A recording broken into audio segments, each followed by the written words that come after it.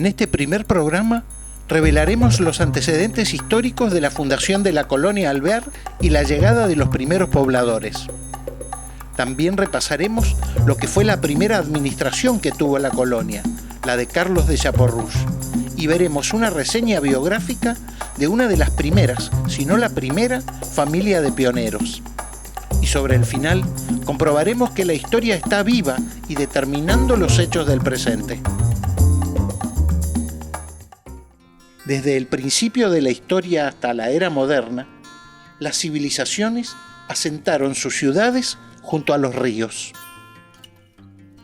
Gracias a la organización de la civilización en torno al río, sus habitantes podían alimentar el ganado, tener suministro de agua y regar los cultivos. El poblamiento de la Argentina moderna está inspirado en esa antigua y razonable tradición.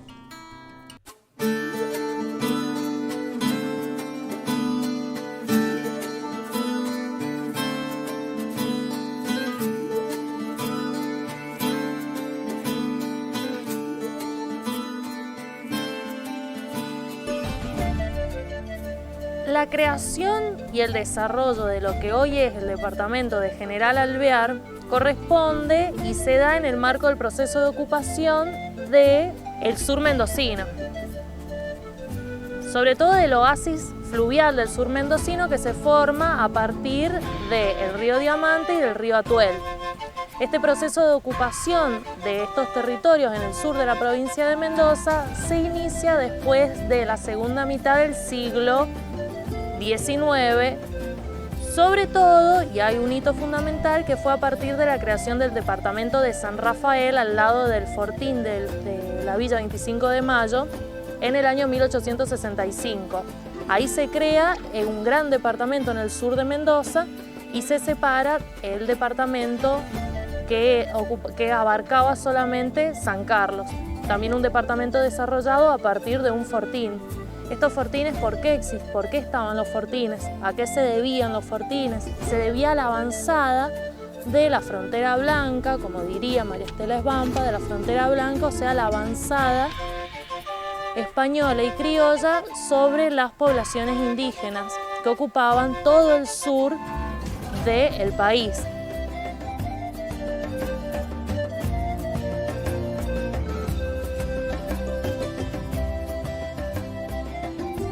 Estas campañas militares finalizaron, como dije recién, en la segunda mitad del siglo XIX. En este contexto es que se lleva adelante una política para ocupar todos estos territorios y para incorporarlos a un modelo productivo que ya se venía gestando en lo que va a ser la futura Argentina, que fue un modelo productivo agroexportador. La Argentina era proveedora de materias primas, de cereales, alimentos, de cereales y de vacuno al mercado internacional, proveía de alimentos a los países potencias europeos. Entonces, para que este modelo productivo funcionara, se necesitaba expandir lo que era la frontera agropecuaria. Así fue que la dirigencia política de entonces estaba en manos de lo que fue el Partido Autonomista Nacional, que fue un partido consolidado y formado sobre todo por las oligarquías de Buenos Aires y las oligarquías provinciales, diseñan políticas para la fundación de colonias agrícolas. En ese contexto es que se funda la colonia Alvear, que va a ser el primer antecedente del departamento de General Alvear.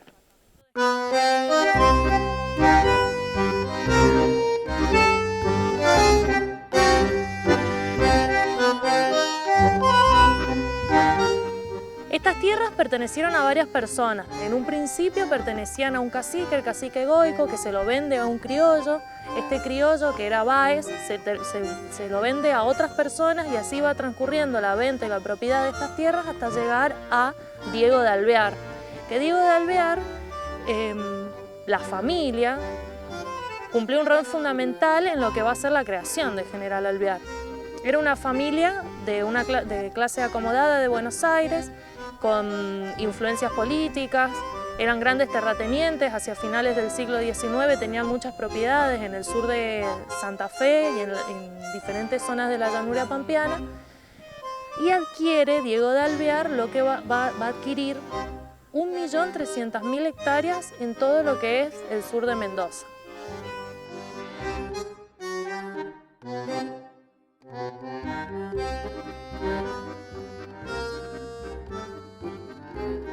Mi abuelo venía de Rouen, cerca de París, y mi abuela de un pueblito llamado Rocamadour, cerca de la ciudad de Avignon.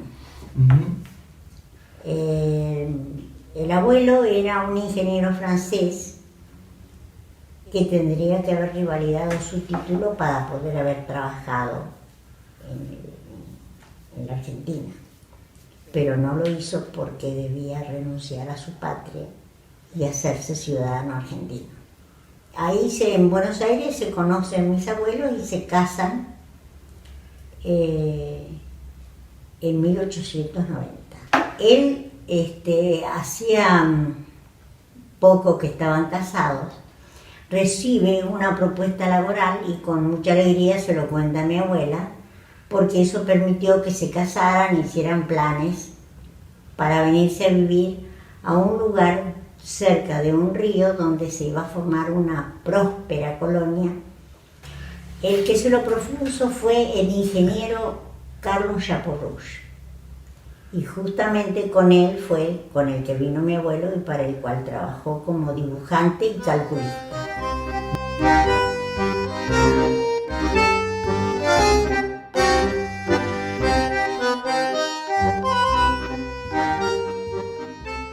Bueno, don Diego de Alvear muere en el año 1887 y el 1.300.000 hectáreas que adquiere en el sur de la provincia de Mendoza es heredada por sus hijos. Luego sus dos hijas mujeres terminan por comprar la parte de esta gran herencia a sus hermanos y van a ser las propietarias definitivas de estas tierras. Una vez muerto su padre, buscan continuar con este proyecto que tenía don Diego de fundar una colonia agrícola en el sur mendocino, dadas las potencialidades económicas que tenía esta zona para el desarrollo agropecuario. Para eso destinan 45.000 hectáreas de este 1.300.000 hectáreas a la fundación de una colonia que va a ser la colonia Alvear. Para llevar adelante el desarrollo de esta colonia contratan al ingeniero Carlos de Chapeaurouge. Carlos de Chapeaurouge viene en viaje en el año 1899 junto a un dibujante, un ingeniero más y un transportista. Llegan hasta la punta de Rieles de Buena Esperanza y de allí se trasladan hacia lo que es el actual centro del departamento de General Alvear. Se trasladan en mulas, con carretas, caballos, y comienza el trazado y la fundación y el levantamiento de los primeros ranchos en ese entonces, de lo que va a ser el departamento de General Alvear, y más tarde van a levantar el edificio de la administración.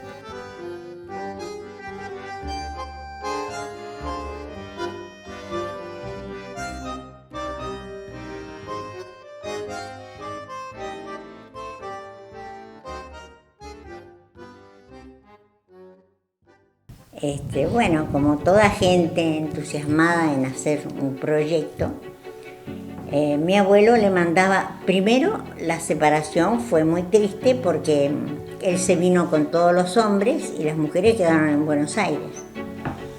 Pero él le mandaba cartas y en una de ellas, con el plano y el dibujo de un chalet que le iba a hacer en Buenos Aires, al Alvear, donde ya sabían cómo se iba a llamar el pueblo. Porque al principio eran zonas desconocidas y que ni siquiera sabían dónde ubicarlas.